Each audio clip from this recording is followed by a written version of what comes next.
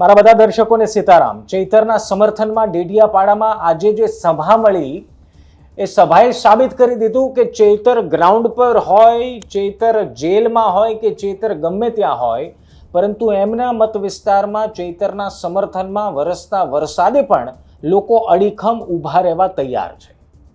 આ સભાએ સાબિત કરી દીધું છે કે એમના એક એવા નેતા છે જેમની માટે, જેમના પડખે એ કોઈ પણ પરિસ્થિતિમાં ઊભા રહેવા તૈયાર છે, કારણ કે તેઓ, એમના સમર્થકો, એમના પક્ષના લોકો એમને પ્રેમ કરે છે.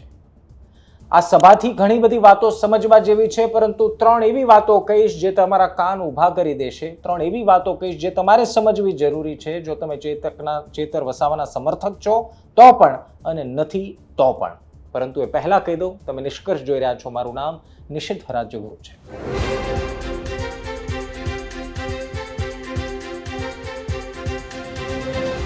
સૌથી પહેલા આ વિડીયોની શરૂઆત કરીએ પહેલા મિત્રો, જો વિડીયો તમને ગમતો હોય તો શેર કરવાનું ભૂલશો નહીં અને લાઈક જરૂર કરજો, જેથી કરીને અમને પણ મોટિવેશન મળે આવા વિડીયોઝ તમારા સુધી લાવવાનું.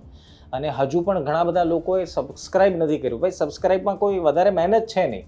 ડાબી બાજુ નીચે સબસ્ક્રાઇબ લખેલું છે, એમાં બટન દબી દેવાનું એટલે સબસ્ક્રાઇબ થઈ જાય, જેથી અમારા વિડીયોઝ તમારા સુધી ફટાફટ પહોંચી જાય, વિડીયો પર આવી જાય. 3 મુદ્દાઓ છે. સૌથી પહેલો મુદ્દો જો હું તમને કહું તો સૌથી પહેલો મુદ્દો એ છે કે આ સભા જેને નામ આપવામાં આવ્યું સામાજિક, એ સામાજિક પણ ન રહી 100% અને રાજકીય પણ ન રહી 100%. એની પાછળના કારણ સમજાવું. જ્યારે આ સભાની જાહેરાત કરવામાં આવી ત્યારે એ જરૂરથી જોરથી એ કહેવામાં આવ્યું કે રાજનીતિને આ સભાથી દૂર રાખવાની છે, આપણે માત્ર સમર્થન માટે ચૈતરના સમર્થનમાં આ સભા કરવાની છે. પરંતુ અંદર ખાને જે મેં પહેલા દિવસે જ તમને કીધું હતું, જે સૂત્રો અમારા કહી રહ્યા હતા કે રાજકીય નેતાઓ એક્ટિવ છે ને આખરે એ જ થયું. આમ આદમી પાર્ટીના નેતાઓએ પ્લાનિંગ કર્યું અને આમ આદમી પાર્ટીના મોટા ચહેરાઓ રાજ્યના એ આ સભામાં જોવા મળ્યા. કેટલાક લોકો એવું પણ કીધું ત્યાં કે આદિવાસી સંગઠનના કેટલાક મોટા ચહેરાઓ આ સભાથી દૂર રહ્યા. હવે કોઈ પણ કારણોસર, કદાચ વરસાદના કારણે પણ ન આવ્યા હોય, પરંતુ દેખાયા નહીં અથવા તો સામેલ ન થયા. એટલે જે દાવો કરવામાં આવ્યો કે સામાજિક સભા છે, આદિવાસી સમાજની આ સભા છે, એ 100% એ આદિવાસી સમાજની સભા ન રહી, કારણ કે એમાં રાજકીય નેતાઓ પણ સામેલ થયા અને એમાં કંઈ ખોટું નથી. પરંતુ જે દાવો થયો હતો એ દાવાથી વિપરીત કહાની છે. આ મુદ્દા નંબર 1. સૌથી ઇમ્પોર્ટન્ટ બીજો મુદ્દો એ છે અનંત પટેલની એન્ટ્રી. હવે આપ સમજો, અનંત પટેલ કોંગ્રેસના નેતા છે અને આ એ કોંગ્રેસ છે જેના પર ચૈતર વસાવા વારંવાર પ્રહાર કરતા રહ્યા છે, એવું કહેતા રહ્યા છે કે કોંગ્રેસમાં હવે એ દમ નથી રહ્યો જે દમ પહેલા આદિવાસી વિસ્તારોમાં હતો. કોંગ્રેસ હવે ખતમ થઈ ચૂકી છે. અને સીધી લીટીની વાત એ છે કે આમ આદમી પાર્ટી જ્યાં જ્યાં મોટી થઈ છે ત્યાં સૌથી વધારે નુકસાન જો કોઈ પક્ષને થયું હોય તો એ કોંગ્રેસને જ થયું છે. કોંગ્રેસના મતમાં ભાગલા પડાવે છે આમ આદમી પાર્ટી. એ ગત ચૂંટણીના પરિણામો આપ જોશો તો આપને અંદાજ આવી જશે. એવા સમયની વચ્ચે અનંત પટેલ સભામાં પહેલાથી છેક સુધી રહ્યા અને એમણે એક વાક્ય પકડી રાખ્યું કે ચૈતર વસાવા આમ આદમી પાર્ટીના નેતા નથી, પરંતુ એ આદિવાસી પહેલા છે. એ વાત 100%ની છે. પરંતુ જ્યારે રાજનીતિક દ્રષ્ટિથી આ વાતને જોવામાં આવે તો એ આદિવાસી સમાજમાંથી તો આવે છે, પરંતુ એ આમ આદમી પાર્ટીના નેતા પણ છે. અને આ રાજ્યમાં, આ દેશમાં સામાજિક પરિસ્થિતિઓના આધારે હોદ્દાઓ પણ મળતા આવ્યા છે, ટિકિટ પણ મળતી આવી છે અને સાથોસાથ એવા પદ મળતા આવ્યા છે કે જેની ચર્ચા સરેઆમ લોકો કરતા રહ્યા છે. એ સમાજનો જ પાવર છે અને ઘણી બધી જગ્યાએ સાબિત પણ થઈ ચૂક્યું છે કે સમાજ જ નેતા બનાવે છે, નેતા સમાજ નથી બનાવતો. એ દ્રષ્ટિકોણથી અનંત પટેલે પોતાની મિત્રતા નિભાવી રાખી અને ચૈતરના સમર્થનમાં આખી સભામાં હાજર રહ્યા અને એ ખૂબ મોટી વાત છે. હવે એની પછીની ઇમ્પેક્ટ શું આવે ખબર નહીં, પરંતુ અનંત પટેલ પહેલી વખત નહીં, આ પહેલાં પણ ઘણી બધી વખત કરી ચૂક્યા છે. ત્રીજો સૌથી મહત્વનો મુદ્દો, આજુબાજુના રાજ્યોથી મળતું સમર્થન.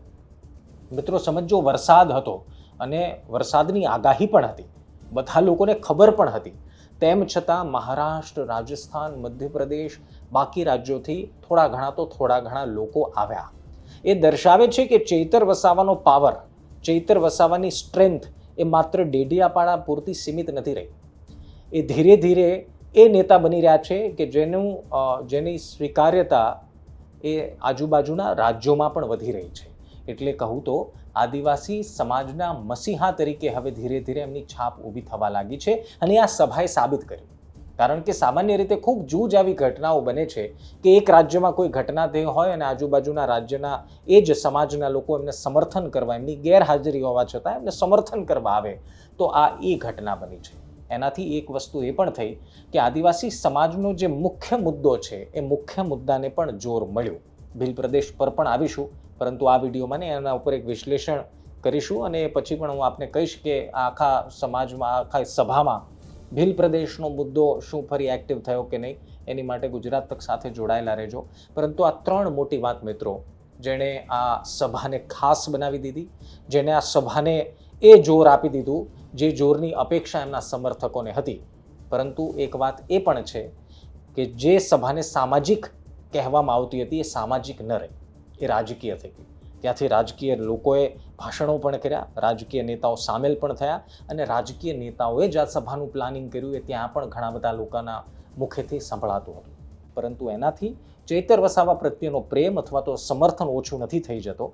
પરંતુ સામાન્ય રીતે જે બધી જગ્યાએ બનતું હોય છે કે સમાજના નામે સભા મળે અને પછી એનો રાજકીય ફાયદો ઉઠાવાઈ જાય અથવા તો રાજકીય વ્યાપ વધી જાય, કદાચ એ જ ઘટના આ સભામાં પણ મળી છે. તમારું શું માનવું છે કમેન્ટ જરૂર કરજો.